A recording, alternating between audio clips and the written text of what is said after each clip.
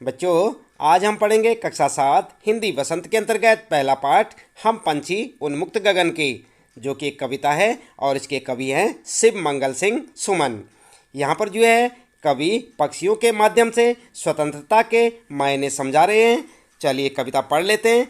हम आपको बताएंगे इस कविता का सारांश, भावार्थ और साथ ही साथ कविता पाठ से संबंधित प्रश्नों के उत्तर भी। तो आप लगातार इसी प्रकार जुड़े रहें हमारे साथ और देखते रहें वीडियो। यदि अभी तक आपने चैनल को सब्सक्राइब नहीं किया तो चैनल को भी सब्सक्राइब अवश्य कर दें, बेल आइकन भी दबा दें ताकि आपको आने वाली प्रत्येक पाठ की वीडियो की नोटिफिकेशन मिलती रहे और जानते रहे अपने सभी पाठों के प्रश्न उत्तर, भावार्थ और सारांश। तो चलिए सबसे पहले पढ़ लेते हैं कविता हम पंछी उन्मुक्त गगन के, और साथ ही साथ आप ध्यान दें हम आपको बता रहे हैं इस कविता का भावार्थ भी। तो सबसे पहली लाइन यहाँ पर कविता की, हम पंछी उन्मुक्त गगन के, पिंजरबद्ध न गा पाएंगे, कनक तीलियों से टकराकर पुलकित पंख टूट जाएंगे। यहाँ पर कवि कहते हैं कि जो पंछी होते हैं वो क्या चाहते हैं, वो कहते हैं हम पंछी उन्मुक्त गगन के, यानी कि जो हम पक्षी हैं किसके हैं, खुले आसमान के। उन्मुक्त गगन का मतलब होता है खुला आसमान। पिंजर बंद न गा पाएंगे, हम पिंजरे में बंद रहकर गा नहीं पाएंगे। कनक तीलियों से टकराकर, कनक का मतलब होता है सोना, और जो पिंजरे की जो तीलियां होती हैं आपने देखा होगा पिंजरा, उसकी तीलियां चाहे सोने की बनी हुई हों, उससे क्या होगा, पुलकित पंख टूट जाएंगे। जो हमारे खुशनुमा पंख हैं, सुंदर जो हमारे पंख हैं, वे उसकी तीलियों से टकराकर टूट जाएंगे। हम बहता जल पीने वाले मर जाएंगे भूखे प्यासे। पक्षियाँ कहते हैं कि हम जो है क्या हैं, बहता जल पीने वाले हैं। नदियों नालों में आपने देखा होगा और तालाबों में चिड़िया जो है क्या करती है, जल पीती है। तो चिड़िया यहाँ पर कहती है कि हम जो है बहता हुआ जल पीने वाले हैं, मर जाएंगे भूखे प्यासे। कहीं भली है कटुक निबोरी, कटुक का मतलब होता है कड़वी, कटुक का मतलब कड़वी, निबोरी मतलब नीम का फल। हमें जो है कड़वी निबोली ही पसंद है, कनक कटोरी की मैदा से। सोने की कटोरी में यदि हमें पिंजरे में मैदा यानी आटा भी दिया जाए, कोई खाने की वस्तु दी जाए, उससे बढ़िया हमें क्या लगती है, स्वतंत्रता से मिली हुई कनक कटुक निबोरी यानी कि कड़वी निबोली। स्वर्ण श्रृंखला के बंधन में अपनी गति उड़ान सब भूले। स्वर्ण श्रृंखला के बंधन किसे कहते हैं, पिंजरा जो होता है स्वर्ण श्रृंखला, एक तीली के बाद एक तीली और लगी होती है। इस प्रकार से पूरा जो है पिंजरा किससे बना होता है, तीलियों से बना होता है। तो यहाँ पर जो है उसी पिंजरे की बात की जा रही है कि स्वर्ण श्रृंखला के बंधन से अपनी गति उड़ान सा भूले। यदि हम जो है पिंजरे में बंद रहेंगे, स्वर्ण श्रृंखलाओं के बंधन में बंद रहेंगे, तो क्या होगा, अपनी गति और उड़ान सब भूल जाएंगे। बस सपनों में देख रहे हैं और केवल सपनों में देखेंगे क्या, तरु की फुनगी। जो पेड़ होता है, तरु का मतलब पेड़, और पेड़ पर जब नई नई कोपलें निकलती हैं उन्हें क्या कहते हैं, फुनगी। तो पेड़ों पर नई नई जो कोपलें निकलती हैं उनको और पेड़ों पर लगे हुए झूलों को, यानी कि जब पेड़ पर पक्षी बैठते हैं तो पेड़ जब हवा चलती है तो इधर उधर हिलते हैं ना, तो उसे क्या कहते हैं, पेड़ों का झूला। तो ये केवल हम सपनों में ही देख पाएंगे। ऐसे थे अरमान की उड़ते नीले नभ की सीमा पाने। पक्षी कहते हैं कि हमारे अरमान, हमारी इच्छाएं क्या हैं, नीले नभ की सीमा पाने। जहाँ तक जो है जो आसमान है और उसकी जो अंतिम सीमा है वहाँ तक हम उड़ना चाहते हैं। लाल किरण सी चोंच खोल कर चुगते तारक अनार के दाने। और चिड़ियाओं की जो चोंच होती है अंदर से कैसी होती है, लाल होती है। तो चुगते तारक अनार के दाने, जो आसमान में तारे लगे हुए हैं उन्हें कैसे चुगते, अनार के दानों के समान। आगे चिड़िया कहती है, पक्षी कहते हैं होती सीमाहीन क्षितिज से। क्षितिज किसे बोलते हैं बच्चों, क्षितिज बोलते हैं जहाँ पर आप देखते हैं अपने घर से दूर जाके कहीं आपको दिखाई देता है जैसे कि धरती और आसमान मिल रहा हो। तो ऐसे क्षेत्र को कहते हैं क्षितिज, जहाँ पर आपको धरती और आसमान मिलता हुआ नजर आता है। तो पक्षी क्या चाहते हैं, होती सीमाहीन क्षितिज से, जहाँ तक जो है धरती और आसमान का मेल होता है वहाँ तक हम क्या करते हैं, इन पंखों की होड़ा हेड़ी, यानी कि वहाँ तक हम जो है उड़ते। या क्षितिज मिलन बन जाता, या तो हम जो है उससे मिल जाते, या तंती सांसों की डोरी, या जो है अपने प्राण त्याग देते। नीड़ न दो चाहे टहनी का, और क्या कर बोल रही है पक्षी कि नीड, नीड का मतलब होता है घोंसला। चाहे तो हमें टहनी पर घोंसला मत बनाने दो, आश्रय छिन्न भिन्न कर डालो। चाहे जहाँ पर हम रहते हैं हमारा निवास स्थान या आश्रय को तोड़ डालो, लेकिन पंख दिए हैं तो आकुल उड़ान में विघ्न न डालो। लेकिन ईश्वर ने या कुदरत ने हमें जो पंख दिए हैं तो उन्हें उड़ने दो, हमें पंखों के साथ उड़ने दो। आकुल उड़ान यानी कि जो हमारी उड़ान करने की जो इच्छा है, बहुत तीव्र इच्छा है, उसमें विघ्न मत डालो। यानी कि कुल मिलाकर पक्षी कहते हैं कि हमें पिंजरे में बंद मत रखो। ठीक है, तो इस प्रकार से इस कविता को आप जो है यहाँ से पढ़ सकते हैं और इसका सारांश जो है हम आपको अब बताने वाले हैं। साथ ही साथ बच्चों याद रखेंगे इस कविता के कवि हैं शिव मंगल सिंह सुमन, और यहाँ पर जो है कविता से संबंधित जो प्रश्न शुरू होते हैं इनके उत्तर भी हम आपको यहीं पर इसी वीडियो में बताने वाले हैं। तो आप लगातार देखते रहें वीडियो और जुड़े रहें हमारे साथ। तो चलिए ज़्यादा देर न करते हुए अब जान लेते हैं इस कविता का सारांश। तो यहाँ पर जो है पाठ का सारांश आप किस प्रकार से लिख सकते हैं। यह कविता कवि शिव मंगल सिंह सुमन द्वारा लिखी गई है, जिसमें कवि ने पक्षियों के माध्यम से स्वतंत्रता के मायने समझाए हैं। पक्षी कह रहे हैं कि हम खुले आसमान में रहते हैं, यदि हमें पिंजरे में बंद कर दिया गया तो हम अपना मधुर गीत नहीं गा पाएंगे। सोने के पिंजरे में भी खुशी से फड़फड़ाते हमारे पंख उससे टकराकर टूट जाएंगे। पक्षी कहते हैं हमें नदियों झरनों का बहता जल पीना पसंद है, पिंजरे के अंदर हमारी भूख प्यास नहीं मिटेगी। हमें आज़ाद रहकर कड़वे नीम का फल खाना गुलामी में रहकर सोने की कटोरी में मैदा खाने से ज़्यादा पसंद है। पक्षी कहते हैं सोने की जंजीरों के बंधन में रहकर हम अपनी चाल और उड़ने का ढंग सब भूल जाएंगे। हम तो वृक्ष की ऊंची डालियों पर झूला झूलने का सपना देखते हैं। पक्षियों की इच्छा खुले नीले आसमान में उड़ने की है। उड़ते हुए वे आसमान की सीमा को छूना चाहते हैं। वे अपनी चोंच से आसमान के तारों को अनार के दानों के समान चुगना चाहते हैं। आसमान में उड़ते हुए पक्षियों में एक होड़ा होड़ी सी लग जाती है। वे आसमान की उस सीमा को छू लेना चाहते हैं जिसका कोई अंत नहीं है। वे यही इच्छा लेकर आसमान में उड़ते हैं कि या तो वे मंजिल को प्राप्त कर लेंगे या फिर मंजिल पाने की चाह में उनकी सांसें ही उखड़ जाएंगी, अर्थात वे मर जाएंगे। तो इस प्रकार से बच्चों ये था यहाँ पर इस कविता पाठ का सारांश। आप इसे अपनी नोटबुक में लिख सकते हैं और इसे अच्छे से समझ सकते हैं, याद कर सकते हैं। इसके बाद बच्चों बात करते हैं यहाँ पर कुछ कठिन शब्दार्थ हैं इस पाठ में आपके लिए। चलिए एक नज़र डाल लेते हैं। उन्मुक्त का मतलब होता है खुला या बंधन से रहित या बंधन मुक्त कह सकते हैं आप। गगन, गगन किसे कहते हैं आप जानते होंगे। गगन जो है आसमान को कहते हैं और पर्यायवाची शब्द है गगन आसमान, ठीक है। और पुलकित का मतलब होता है प्रसन्नता से भरे हुए या खुशी से भरे हुए।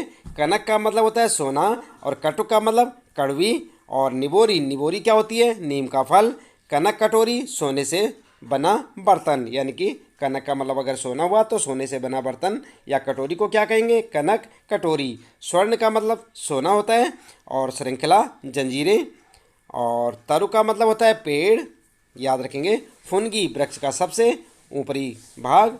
और तारक का मतलब होता है तारे, सीमाहीन मतलब असीमित और जिसकी कोई सीमा न हो। और क्षितिज जहाँ धरती और आसमान परस्पर मिलते हुए प्रतीत होते हैं। जैसे मैंने आपको बताया था कि आप अपने घर से कहीं से भी देखते हैं तो बहुत दूर जाकर आपको ऐसे लगता है जैसे आसमान और धरती आपस में मिल रहे हैं, उसी को क्या कहते हैं क्षितिज। और होड़ा होड़ी आगे बढ़ने की प्रतियोगिता जो होती है इसे कहते हैं होड़ा होड़ी। तो आप जो है इन कठिन शब्दार्थ को भी लिख सकते हैं, इन्हें याद कर सकते हैं। इसके बाद बच्चों आगे बात करते हैं अभ्यास प्रश्नोत्तर में। और इस पाठ में जो प्रश्न दिए हुए हैं, सबसे पहला प्रश्न है हर तरह की सुख सुविधाएं पाकर भी पक्षी पिंजरे में बंद क्यों नहीं रहना चाहते। तो ध्यान दें बच्चों, पक्षी जो है पिंजरे में बंद क्यों नहीं रहना चाहते।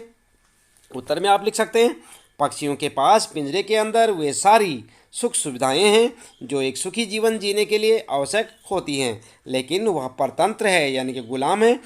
हर तरह की सुख सुविधाएं पाकर भी पक्षी पिंजरे में बंद नहीं रहना चाहते क्योंकि उन्हें बंधन नहीं अपितु स्वतंत्रता पसंद है। वे खुले आकाश में ऊंची उड़ान भरना, नदी झरनों का बहता जल पीना, कड़वी निबोरियां खाना ही पसंद करते हैं।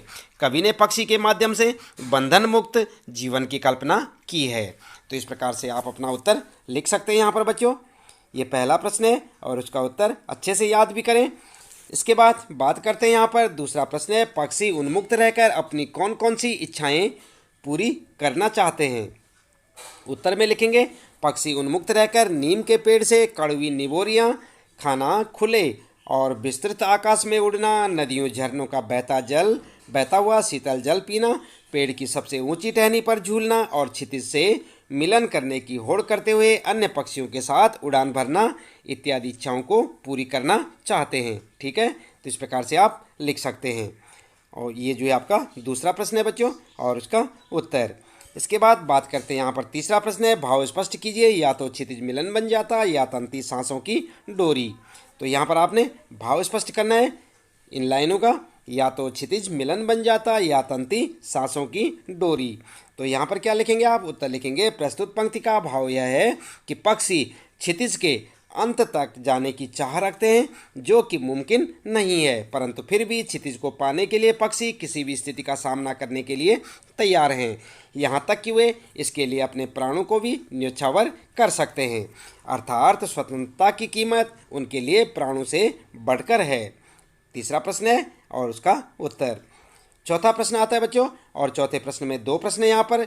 4.1 यानी कि चौथे का पहला, बहुत से लोग पक्षी पालते हैं, पक्षियों को पालना उचित है अथवा नहीं। अपना विचार लिखिए, अपने विचार आप यहाँ पर लिखेंगे। उत्तर में लिख सकते हैं, मेरे अनुसार पक्षियों को पालना बिल्कुल भी उचित नहीं है, क्योंकि ईश्वर ने उन्हें उड़ने के लिए पंख दिए हैं, इसलिए उन्हें बंधन में रखना सर्वथा अनुचित है। अपनी इच्छा से ऊंची दूर तक उड़ान भरना, पेड़ों पर घोंसले बनाकर रहना, नदी झरनों का जल पीना, फल फूल खाना ही उनकी स्वाभाविक प्रवृत्ति है।